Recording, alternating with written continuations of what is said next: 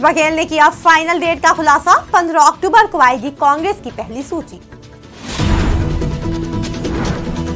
कायस्थ समाज ने किया बैठक का आयोजन। आक्रोशित कायस्थाओं ने किया चुनाव का बहिष्कार। राशन वितरण न होने से ग्रामीणों में आक्रोश। ग्रामीणों ने पंचायत भवन में किया जोरदार हंगामा। सीएसपी ने व्यापारियों के साथ की बैठक। पटाखा व्यापारियों के साथ बैठक का आयोजन। नमस्कार, आप देख रहे हैं आज की खबर। आपके साथ मैं हूं अफीफा मलिक। शुरुआत करते हैं इस वक्त की बड़ी खबरों से। बिलासपुर से इस वक्त की बड़ी खबर। तोरवा पुलिस ने नशा तस्करों को किया गिरफ्तार। तस्करों के पास से भारी मात्रा में अवैध नशीला पदार्थ किया गया बरामद। तस्करों पर एनडीपीएस एक्ट के तहत मामला दर्ज। बिलासपुर से इस वक्त की बड़ी खबर। तोरवा पुलिस ने नशा तस्करों को किया गिरफ्तार। तस्करों के पास से भारी मात्रा में अवैध नशीला पदार्थ बरामद। तस्करों पर एनडीपीसी एक्ट के तहत मामला दर्ज किया गया। बिलासपुर से इस वक्त की बड़ी खबर। तस्करों पर एनडीपीएस एक्ट के तहत मामला भी दर्ज किया गया।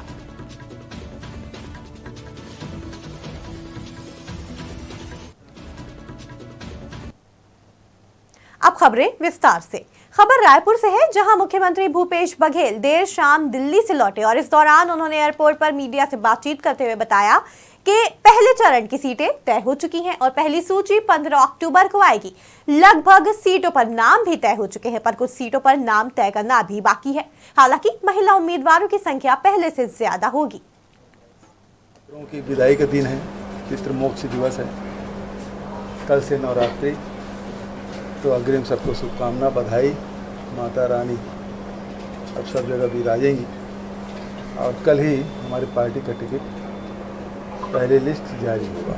क्रोनोलॉजी समझना पड़ेगा आपको। ये एक तरफ अमित जोगी कोर्ट में केस लगाते हैं और दूसरे तरफ उनको, एक तरफ आप देखिए जो बीएसपी और जोगी कांग्रेस का गठबंधन टूट गया है। अब वो गुणवाना से कर लिए हैं और जो बीएसपी है वो भारतीय जनता पार्टी गोद में बैठी हुई है। आप पार्टी भी उसको तो बी टीम है ही, यहाँ पे वो लगे हुए हैं कि कैसे कांग्रेस को नुकसान पहुंचाया जाए। तो सारी कोशिशें हो रही है और सबको छत्तीसगढ़ की जनता बहुत समझदार है, इन सब चीज़ों को बारीकी से देख भी रहे हैं। भाई भारतीय जनता पार्टी केंद्र में बैठी हुई है और महादेव पे प्रतिबंध लगा, और एक तरफ जो राजभवन में बैठे हुए व्यक्ति हैं उनके साथ फोटो है, ना उसकी गिरफ्तारी हो रही है, न महादेव ऐप बंद किया जा रहा है और ऑनलाइन गेमिंग में 28% के जीएसटी लगा हुआ। तो ये पूरे देश को मैं झोंक देना चाहते हैं।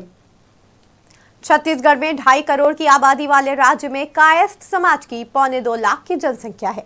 बावजूद इसके कायस्थ समाज ने चुनाव का बहिष्कार करने का मन बना लिया है, क्योंकि कायस्थ समाज को किसी भी पार्टी द्वारा प्रतिनिधित्व करने का मौका नहीं दिया गया, जिसको लेकर कायस्थ में रोष देखा गया।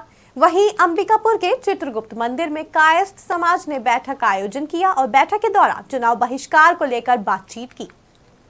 और हमारे समाज जो है, ऐसा कोई क्षेत्र नहीं है, चाहे वो राजनीतिक क्षेत्र हो, चाहे वो किसी क्षेत्र हो, जिसके लिए कल बढ़ चढ़ के हिस्सा नहीं लिया था।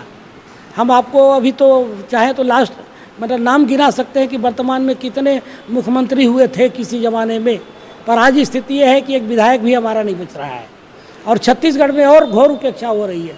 हमारी जनसंख्या लगभग 1.25 लाख के आसपास है छत्तीसगढ़ में, और हमारा दावा बनता है कि इस 2.5 करोड़ के आबादी वाले छत्तीसगढ़ में कम से कम एक सीट तो दिया जाए। आप अल्पसंख्यक मान के दे दो, आप बहुसंख्यक मान के दे दो, आप बुद्धिजीवी मान के दे दो, आप जैसा भी दे दो, दो तो दो सही। आज एक दल ने 85 सीटों की घोषणा किया, एक भी हमारे जो है समाज से उनको टिकट नहीं दिया गया। एक दल में मंथन ही चल रहा है, शायद उन्हें भी टिकट मिलने की कोई खास उम्मीद नहीं है। तो ऐसे में जो है हमारे रायगढ़ में, ये अंबिकापुर में भी जो है हमारी जनसंख्या 20,000 से ऊपर है। मूल मुद्दा अपना ये है प्रतिनिधित्व।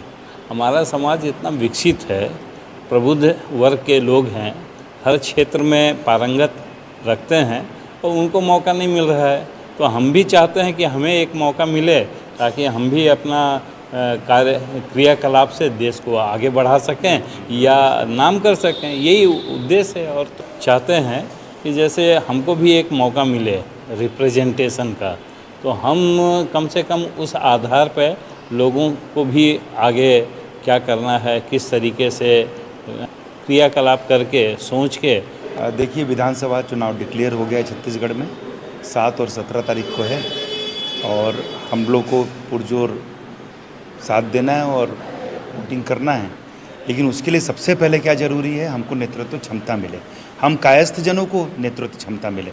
बहुत प्रतिभाएं हैं हमारे कायस्थों में, कई बड़े बड़े राजनेता हुए हैं, तो फिर से उनको नेतृत्व क्षमता मिले, तब हम अपने देश हित के लिए, देश के विकास के लिए आगे आ सकते हैं और बहुत कुछ कर सकते हैं। आपके माध्यम से मैं ये चाहता हूँ कि जन जन तक हमारी आवाज़ पहुँचे और हमारे समाज के नेतृत्व क्षमता। भाजपा ने लगभग सभी सीटों पर अपने प्रत्याशी घोषित कर दिए हैं। वहीं भिलाई के वैशाली नगर विधानसभा से रिकेश सेन को टिकट दिया गया है। आपको बता दें कि प्रत्याशियों के नाम घोषित होते ही समर्थकों में उत्साह और खुशी की लहर देखी गई, जिसका समर्थन भाजपा के अन्य कार्यकर्ताओं ने भी किया और पार्टी से टिकट की उम्मीद लगाए बैठे हैं। कि मेरी पार्टी ने जो भी सोचा होगा, जो भी निर्णय लिया होगा, वो जनता के भले के लिए लिया होगा और जनता ही है जो डिसाइड करेंगे सारी चीजें। हम तो पार्टी के साथ है। त्योहार के मद्देनजर दुर्ग सीएसपी ने जिले के सभी व्यापारियों के साथ बैठक की। बैठक में मौजूद सभी व्यापारियों को सुरक्षा से संबंधित दिशा निर्देश दिए गए और साथ ही अवैध रूप से पटाखे बेचते पाए जाने पर वैधानिक रूप से कार्रवाई करने की चेतावनी भी दी। पंखाजोर में आचार संहिता लगने के बाद से कांग्रेस के नकुल मंडल एवं पवित्र विश्वास ने कांग्रेस से नाराजगी जताते हुए भाजपा का हाथ थाम लिया। अंतागढ़ विधानसभा प्रभारी गौतम गोलछा ने भाजपा कार्यकर्ताओं के समक्ष सदस्यता दिलाई। वहीं भाजपा में शामिल हुए लोगों का कहना है कि कांग्रेस के सरकार में सिर्फ वादा और घोषणा के अलावा धरातल पर विकास कार्य नहीं दिखता है, इसलिए उन्होंने भाजपा की विचारधारा से प्रभावित होकर सदस्यता ग्रहण कर ली है।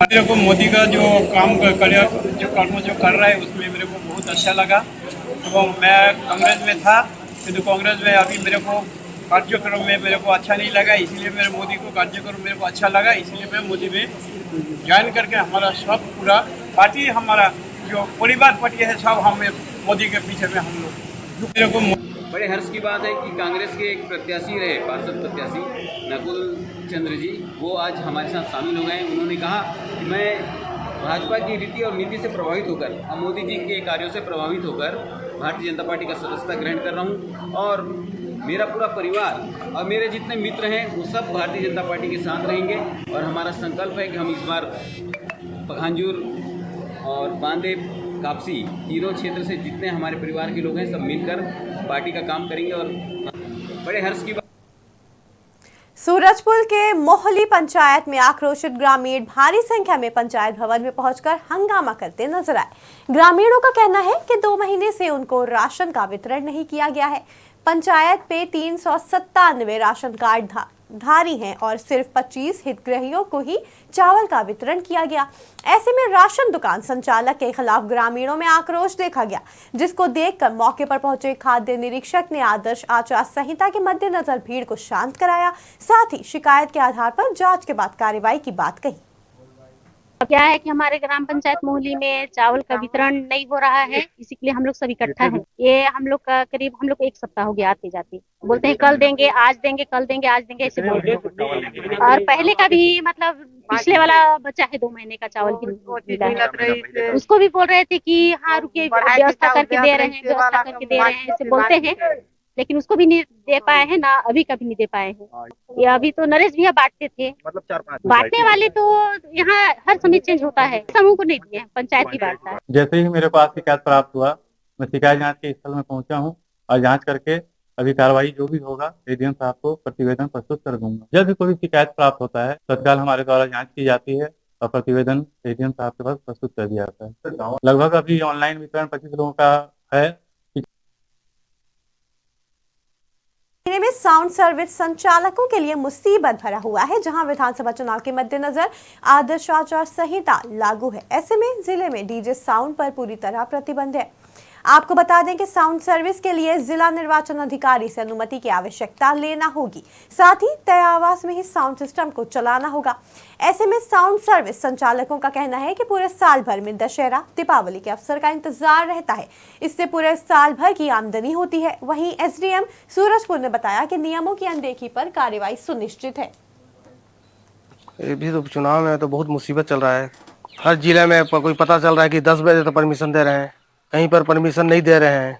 बोल रहे हैं कि बुलडोजर चढ़ा देंगे, सामान को आग लगा देंगे, तुम्हारा गाड़ी अगर पकड़ाएगा तुमको छोड़ेंगे भी नहीं।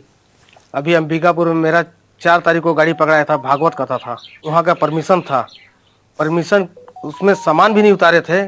हमको अंबिकापुर मेन टाउन में गाड़ी सहित पकड़ लिए, जिसमें बजा भी नहीं रहते हैं, सिर्फ भागवत कथा था, रोड डीजे भी नहीं था उसमें। वहाँ पर मेरे को 3 दिन परेशान होना पड़ा। मेरे को बहुत मुसीबत भैया। जैसा अंबिकापुर में भी मीटिंग हुआ कि तोड़ देंगे, फोड़ देंगे, बुलडोजर चढ़ा देंगे।